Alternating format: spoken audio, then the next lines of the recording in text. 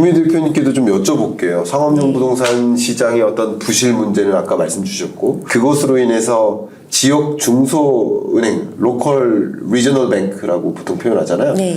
그런 로컬 리저널 뱅크들의 좀 부실 상황, 또 그게 금융 부실에 대한 어떤 금융 소비자들의 어떤 위기감, 뭐 그런 것들이 좀 어느 정도 상황이라고 혹시 감지되세요?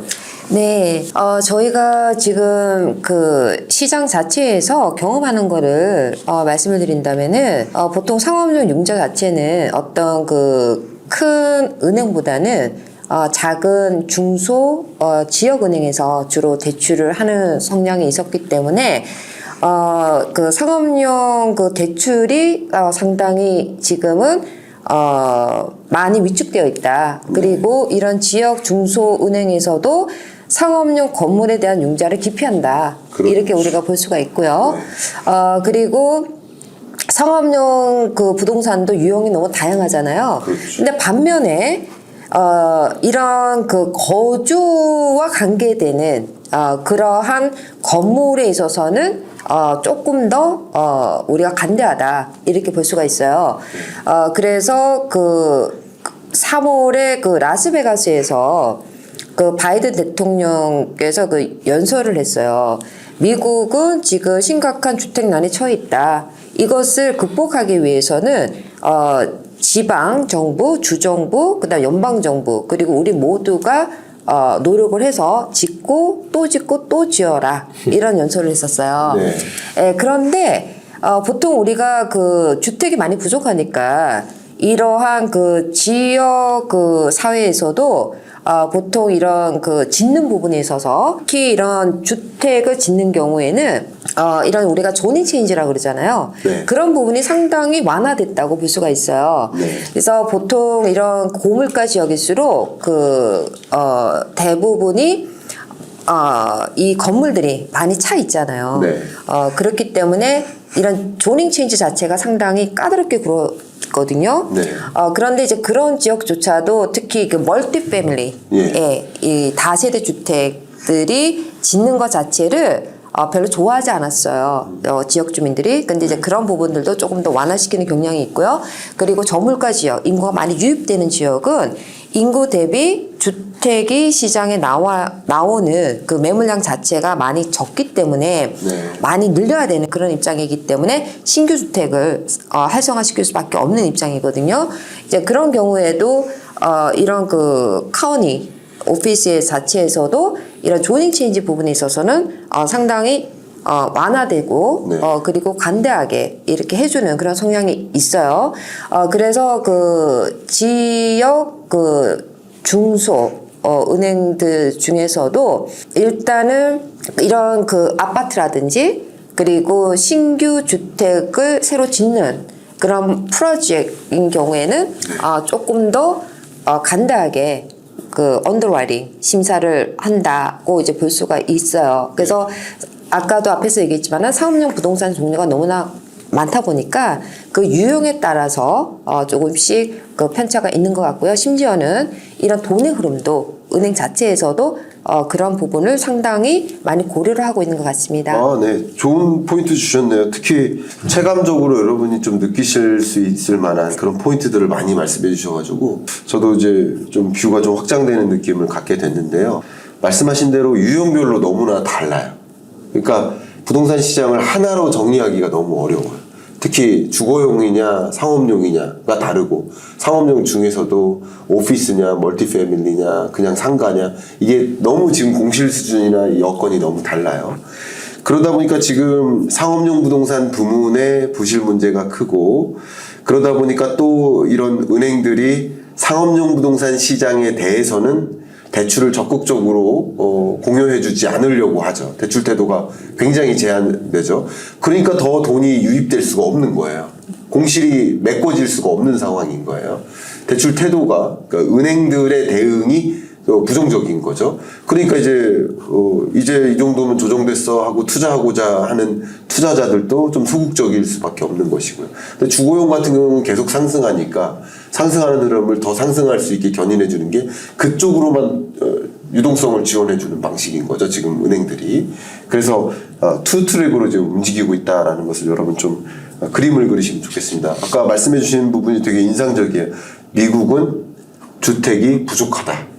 주택 공급난에 빠져 있다라는 말씀. 그러니까 그 지점에서 말씀드리고 싶은 게, 그러니까 미국에서 집을 못 지었어요. 그 이유는 뭐냐면 서브프라임 때문이죠. 그러니까 빌더들이 서브프라임에서 다 망했으니까, 쉽게 말해서 집을 오랫동안 못 지었고 일종의 주택 공급의 절대량 자체가 많이 감소한 상황입니다. 거기다 대고 집을 갖고 있는 사람도 사실은 매도 물량을 줄이고 있거든요. 그러니까 그게 중첩되면서 공급 부족 문제가 좀 더 이제 가중되는 겁니다. 네, 그렇군요.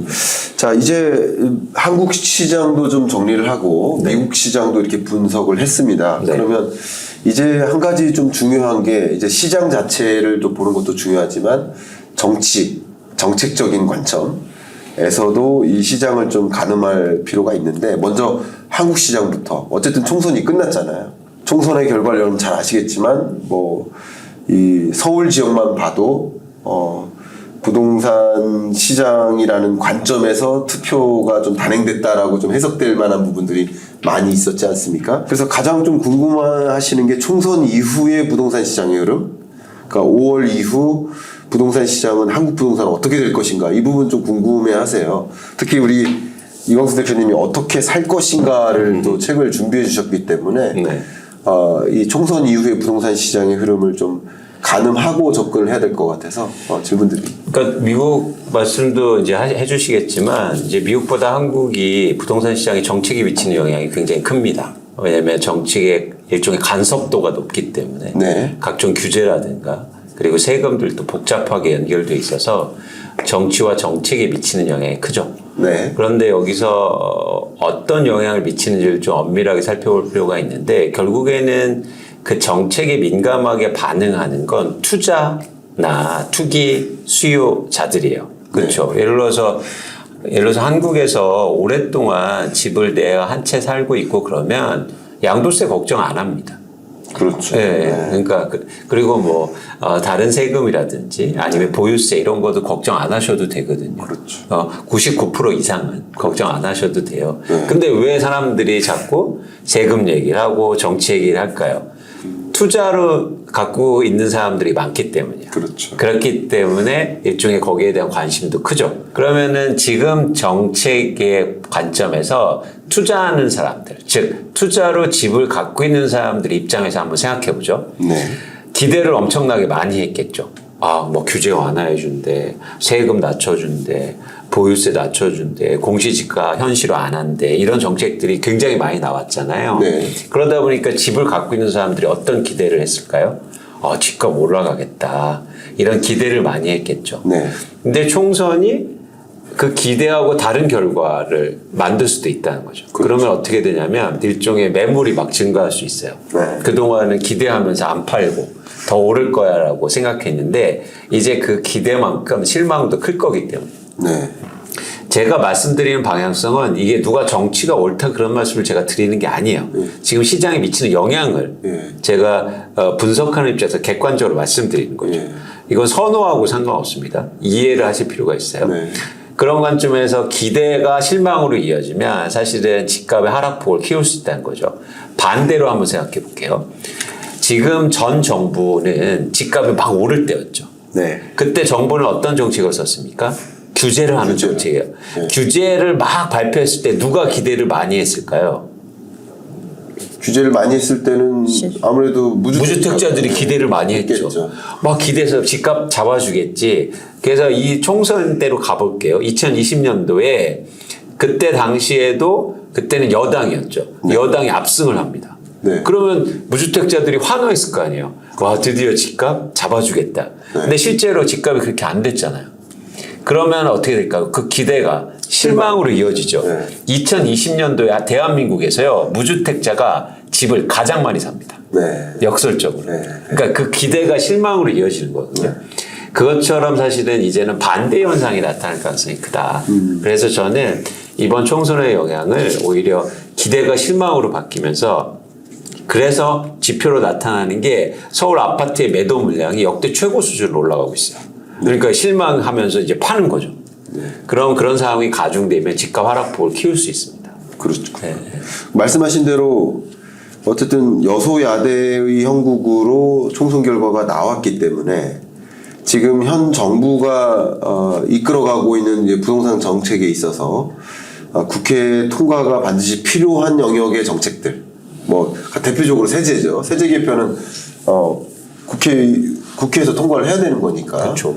근데 그런 영역들은 이제 소위 야 쪽에서 동의를 안 해줄 가능성이 높고, 그래서 아마도 현 정부가 그동안 추진해왔고 추진하려고 계획했던 그 부동산 정책들이 우리가 기대했던 방향으로 가지 않을 수 있다. 그렇죠. 네, 그런 것들이 이 총선 이후에 부동산 시장을 실망으로 가져올 수 있겠다라는 그런 그렇죠. 그런 정책의 기대감을 쉽게 말해서 무주택자나 네. 수요자가 아니라 집을 갖고 있는 사람들이 더 많이 했을 거 아니에요. 그렇죠. 예를 들어서 무주택자분들이 정책 완화하네, 나 집 사야겠다 이렇게 기대하진 않잖아요. 네. 그렇죠? 네. 그 기대를 누가 갖고 있느냐가 사실 핵심이거든요. 그렇죠. 그런 차원에서는 그 기대가 실망으로 이어지면서 나타난 시장의 변화를 네. 잘 보셨으면 좋겠다. 네, 저 굉장히 중요한 포인트를 말씀 주신 것 같아요. 기대냐 실망이냐, 그러니까 시장을 낙관하냐 혹은 좀 비관하냐. 이것이 결국 그 잠재적인 주택의 수요층들의 마음을 보여주는 것이고, 그 마음이 매수세로 연결될지 아닐지를 결정하는 거고, 혹은 매도세로 연결될지 아닐지를 결정하니까 이 심리적 기제가 기대냐 실망이냐에 따라서 잠재적인 매도자와 매수자의 공급량과 수요를 결정짓기 때문에 그렇죠. 기대냐 실망이냐, 그게 어떻게 바뀌느냐, 이걸 들여다보는 건 좋은데, 예. 네, 그래서 꼭 말씀드릴 게 대한민국의 부동산 시장이 투자화되어 있기 때문에 네. 사실 이런 어떤 교수님 말씀하신 것처럼 심리적인 변화가 상당히 크게 영향을 미치고 있어요. 좋습니다. 네, 그리고 가격이 크잖아요. 네. 그래서 더 심리의 영향이 커요. 네. 조금만 변해도 막 1, 2억이 변한단 말이죠. 그렇습니다. 그러니까 훨씬 더 민감한 거죠. 좋습니다. 자, 그러면 김효지 대표님께도 미국 경제를 좀 여쭤볼게요. 왜냐하면 미국도 뭐 격은 다르지만 미국 대선을 앞두고 있지 않습니까? 11월에 굉장히 중요한 정치적 이벤트를 앞두고 있고, 그리고 지금 그 앞둔 상태에서 상업용 부동산은 좀 부실하고 주거용은 계속 올라가고 있고, 이런 어떤 시장의 흐름이 대선 이후에 뭔가 다른 방향으로 이렇게 굴절돼서 움직일 것인지, 아니면 이게 고착화될 것인지, 어쨌든 총선 이후에 미국 부동산 시장, 그러니까 대선을 앞둔, 그러니까 총선이래요. 미국 대선을 앞둔 5월부터 11월까지의 부동산 시장의 흐름과, 그리고 대선 이후의 부동산 시장 흐름을 혹시 이 영역에서 굉장히 오랫동안 현업에서 계셨던 전문가로서 의견을 한번 주시면 어떨까 생각됩니다. 네. 미국 같은 경우에는 그 한국처럼 어떤 그 대선의 영향이라든지 정책의 어떤 변화를 많이 기대하거나 또는 영향을 많이 받지는 않는 걸로 알고 있고요. 그리고 저도 지금 22년 차 같은 그 부동산 그 시장에서 그 여러 그런 대선이라든지 그런 결과를 쭉 봐왔었잖아요. 네. 그런데 이러한 그 행정부가 바뀐다 해서 어떤 그 이제까지 미국의 역사상으로 오랫동안 이어온 어떤 그 세금 혜택이라든지 그리고 어떤 금리 그 금융 상품 이제 그런 부분에 있어서의 큰 변화는 별로 없었어요. 단지 바이든 대통령이 들어서면서 그 미국에서 100년 동안 이어온 부의 코드라고 알려진 그 1030 익스체인지라는 게 있어요. 동종 자산 교환이라는 그 세금 혜택 제도인데요. 네. 그 부분에서 어느 정도 좀 제한을 두려고 했었어요. 그러나 그것이 결론적으로 통과가 되지는 못했었거든요. 그렇기 때문에 어느 정도의 영향은 생각해 볼 수는 있으나 그 자체는 한국과 비교했으나 아주 미비하다고 표현할 수 있을 것 같습니다. 네. 말씀 감사합니다. 지금 미국과 한국과 미국을 이제 정책적인 관점에서 뭐 비교를 해봤잖아요. 근데 이 시장 전망 말고요, 잠깐. 네. 잠깐 그 전망이라는 걸 잠깐 내려놓고 부동산 정책은 좀 이래야 된다 하는 두 분의 생각을 좀 여쭙고 싶어요. 그래서 저부터 한번 말씀을 드려볼게요. 저는 어떤 생각이냐면 부동산 정책이 왜 자꾸 타겟이 가격이냐 이거예요. 가격을 올리고 떨어뜨리려고 노력하냐 이거예요. 그러니까 부동산 정책의 목표는 가격이어서는 안 된다는 게 저의 생각입니다. 그러니까 가격 안정이 목표가 아니라 주거 안정이어야 된다. 그리고 국토교통부에서 나오는 그 수십 년 동안에 발표된 모든 그 부동산 정책들의 그 이름 자체가 주거 안정 대책이에요. 그러니까 저는 어떻게 생각을 하냐면 주거 안정 목표는 소위 사회 안전망적으로 접근을 해야 된다라는 생각을 갖고 있습니다. 무슨 뜻이냐? 주거 안정이라는 정책을 단행하려면 이 대상을 구분지어야겠는데 주거가 지금 주거 상황이 안정적이다라고 하시는 분이 계시고 내 집에 살고 계신 분이라고 볼 수 있겠죠. 근데 주거 불안에 시달리고 계신 분들이 계시겠죠. 그분들을 이제 구분한다면 전세와 월세라고 좀 생각을 해볼게요. 단정 짓기는 어렵습니다만 일단 말씀을 위해서 가정을 해본다면 그러면 이런 주거 불안에 시달리는 이런 계층들이 주거라는 이 문제에 대해서 고통을 겪지 않도록 하는 주택 공급 대책을 마련하는 거, 뭐 임대주택이든 공공분양이든 어떤 방식이든 주거 불안 문제를 해소하려고 움직이는 게 주택정책이어야 된다. 국토교통부의 대응이어야 된다. 그리고 나머지 부분은 완전히 빠져야 된다. 나머지 부분은 가격은 보이지 않는 손에 의해서 자본주의 체제 하에서 시장에 의해 결정되어지는 거니까 그것은 그대로 두고 주거 안정만 좀 집중해야 된다라는 생각을 갖고 있고 다소 미국적인 스탠스인 거죠. 그게 더 맞지 않을까 하는 제가 제 생각이 맞다고 주장하는 것이 아니라 저는 개인적으로 그런 주택 정책의 방향성을 생각을 하고 있는데 먼저 이광수 대표님부터 혹시 어떤 생각을 갖고 계신지 먼저 저도 말씀드렸으니까. 이게 되게 어려운 문제인데 네네. 왜냐하면 이제 주거로만 보면 네. 교수님이 말씀하신 거에 전적으로 동의합니다. 네. 네, 근데 네. 자산 관점에서 부동산을 바라보면요. 네. 그러면 정부나 정치인들이 가격에도 관심을 안 가질 수가 없어요. 안 가질 수가 없죠. 그러니까 왜냐하면 네. 예를 들어서 가격이 급등하다가 폭락하니까 나라가 망하잖아요. 네. 전 세계 경제가 흔들리고. 네. 그러니까 가격을 컨트롤해야 된다는. 그게 시장에서 맡겨두니까 네. 막 대출 받아서 집 사고 파생 상품 만들고 난리를 쳐요. 네. 그죠? 네. 예. 그리고 예를 들어서 그냥 놔두면 집값이 폭락해서 뭐 아이슬란드처럼 나라가 그냥 휘청휘청 거릴 수 있다는 거죠. 그래서 가격을 정부에서 정치인들이나 정책이 가격에 관심 있는 이유는 저는 10분 이해는 돼요. 네. 가격의 변동이 크니까. 그렇죠. 그게 또 경제에 미친 영향이 크니까. 네. 그리고 시장에 맡겨놓으면 탐욕에 넘실거리기 때문에 네. 그러면 크게 상승할 수도 있고 크게 빠질 수도 있으니까. 그래서 그런 부분에 대해서 이제 관심을 갖는 것 필요한데 중요한 게 뭐냐면 교수님하고 이렇게 말씀하신 게 연관성이 있어요. 예. 뭐냐면 주거 안정하고 주거 복지가 탄탄하잖아요. 그럼 가격의 변동성이 줄어요. 네. 예. 네. 그렇겠죠. 네. 그래서 말씀하신 게 의미가 있다는 거예요. 그렇죠. 자, 가격을 컨트롤할 수 있는 욕심은 내야 돼요. 네. 근데 그 방법을 주거 안정과 주거 복지에서 찾아라. 네. 다른 데서 찾지 말고 세금에서 찾지 말고 네. 이거를 확충하면 네. 가격을 컨트롤할 수 있다는 거예요. 네. 네. 그래서 이게 사실 똑같은 얘기일 수도 있는데 이제 지향점이 조금 다르게 보는 거죠. 그래서 저는 예를 들어서 한국에 공공주택이 많고 안정적으로 전월세 물량이 많이 확보되면 가격이 급등할 수가 없거든요. 네. 구조상. 네. 근데 그게 안 되니까 가격이 급등하는 현상이 나오고 그게 안 되니까 가격이 급락한단 말이죠. 그렇죠. 그래서 교수님이 말씀하신 걸 충실히 하면 네. 자연스럽게 가격은 안정된다. 말씀 감사합니다. 네. 혹시 질문 드리면 국토교통부 장관이 되어서 그렇게 정책을 실행하시거나 네. 국회의원이 되셔서 네. 국토교통위원회에 들어가셔서 그런 정책 방향으로 이끌어 가겠다라는 의지는 없으실까요? 없습니다. 없으세요? 네. 여기까지만 하겠습니다. 김현지.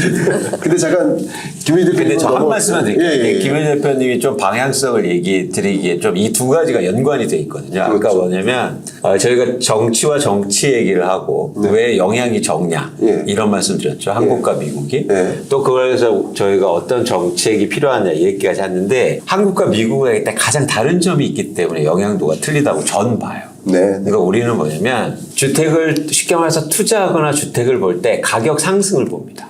쉽게 말해서 캐피탈 게인. 그러니까 세금이 중요한 거예요. 네. 양도세가. 그런데 미국의 투자자들은요. 부동산을 사는 목적이 인플레이션 해지예요. 네. 그러면 세금이 별로 중요하지 않다고요. 장기적으로 내가 안정적인 수익을 확보하느냐. 이게 되게 중요하거든요. 네. 그렇다면은 예를 들어서 정책의 영향성도 좀 덜한 거죠. 갑자기 뭐 세금 나 팔 것도 아니어서 양도세 상관없잖아요. 네. 인플레이션 해지 차원으로 투자해 놓은 거기 네. 때문에. 네. 그래서 그런 어떤 근원적인 차이점, 보는 시각의 차이점도 사실 있다. 네.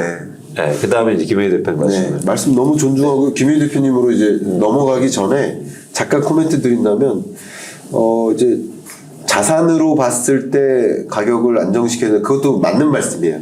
그 급락했을 때 혹은 급등했을 때 네. 그걸 통제하기 위한 정책적 대응은 분명히 있어야 된다고 생각합니다. 근데 저는 너무 과도한 가격을 올리거나 떨어뜨리기 위한 정책들이 매일 나오니까 이게 그렇죠. 오히려 시장을 교란시키는 게 아닌가라고 보고 그렇죠.